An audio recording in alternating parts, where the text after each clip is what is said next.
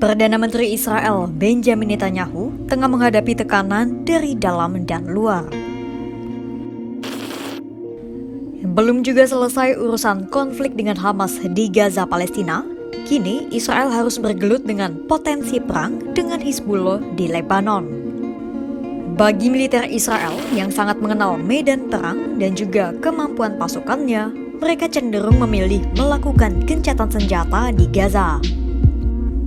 Sementara Netanyahu masih memegang ambisi dan egonya bersikeras ingin melenyapkan Hamas dan melawan Hizbullah pada waktu yang bersamaan.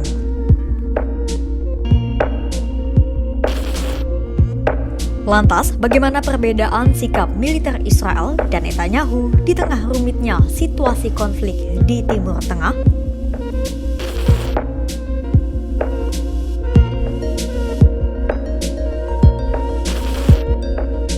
Sebelumnya, mari kita memahami terlebih dahulu rumitnya situasi Israel saat ini. Jadi, sejak Oktober 2023, Israel sejatinya tak hanya beradu tembakan dengan Hamas, namun juga dengan kelompok yang didukung Iran, yaitu Hizbullah.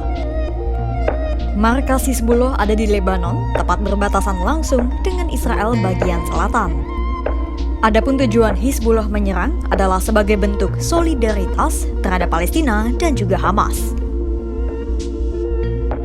Selama berbulan-bulan, intensitas adu serangan Hizbullah dan Israel bukannya mereda, namun justru semakin panas selaras dengan dikerahkannya berbagai operasi militer di Gaza yang tiada hentinya. Hingga akhirnya lahirlah bibit peperangan antara Hizbullah dan Israel yang semakin jelas usai para jenderal IDF menyetujui operasi serangan lanjutan ke Lebanon alias Hizbullah.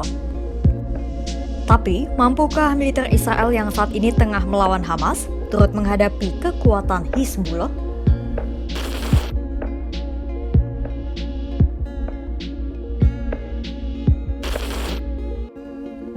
Juni 2024, sejumlah jenderal IDF menyetujui serangan lanjutan ke Lebanon. Namun di sisi lain, militer Israel harus kembali memutar otak untuk melanjutkan langkahnya. Sebab pihaknya harus membagi pasukan dan prioritas antara menghadapi Hamas atau Hizbullah atau melawan keduanya dalam waktu bersamaan.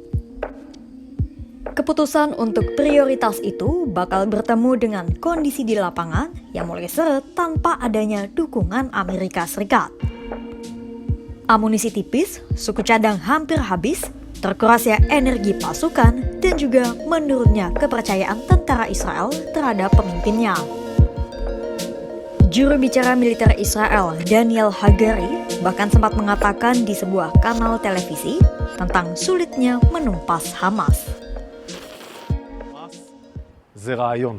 מי שחושב שאנחנו יכולים להעלים את חמאס, הוא טועה. אני לא מתייחס לחלופות, זה הדרג מדיני צריך להחליט וצה"ל יישם. אבל העניין שאפשר להשמיד את חמאס, להעלים את חמאס, זה פשוט לזרוע חול בעיני הציבור. אם לא נביא משהו אחר לעזה, אז בסופו של יום נקבל את חמאס. Berdasarkan laporan The New York Times, forum staf umum yang berisikan 30 jenderal senior, komandan militer 3 matra, kepala intelijen militer Israel, dan juga kepala staf militer Israel, Letjen Herzi Halevi, kemudian menawarkan jalan lain yang bisa diambil Netanyahu.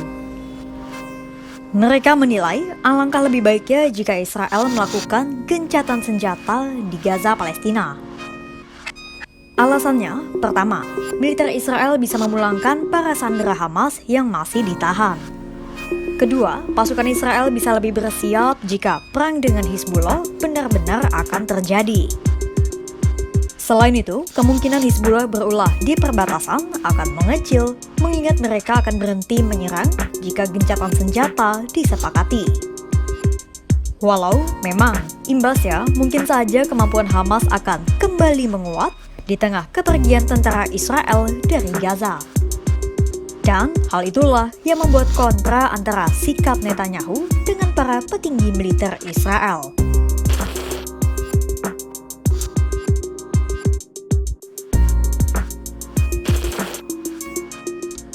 Pada Senin 1 Juli 2024, Netanyahu menegaskan bahwa dirinya akan terus melanjutkan operasi militer di Palestina yang disebutnya telah hampir mencapai fase terakhir.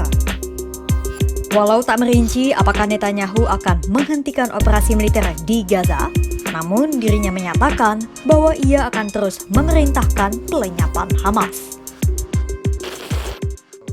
אתמול מסיור באוגדת עזה, אני ראיתי שם הישגים גדולים מאוד של לחימה שמתבצעת ברפיח. אנחנו מתקרבים לסיום שלב החיסול של צבא הטרור של חמאס. יהיה עוד המשך להכות בשיירים שלנו.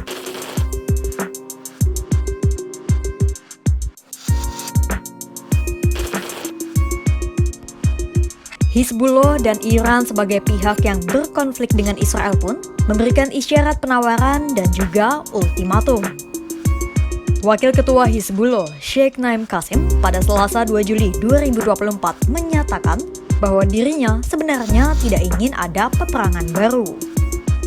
Namun, semuanya itu tergantung dengan keputusan Israel.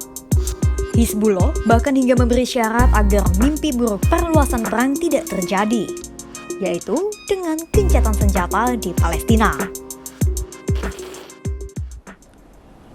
المرحلة الثالثة التي تتحدث عنها إسرائيل في غزة ليست واضحة المعالم حتى الآن.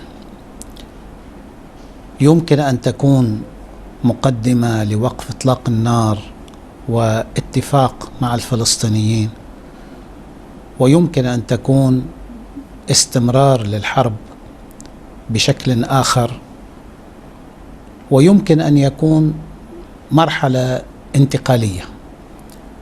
نحن لا نستطيع الآن في لبنان أن نقرر كحزب الله كيف سنتعاطى مع هذه المرحلة الجديدة، لأنها غامضة غير واضحة في معالمها. لكن نحن أعلنا سابقا إذا كانت المرحلة القادمة هي وقف إطلاق النار، فنحن سنتوقف في لبنان عن إطلاق النار. هل هذا هو ما سيحصل؟ لا نعلم.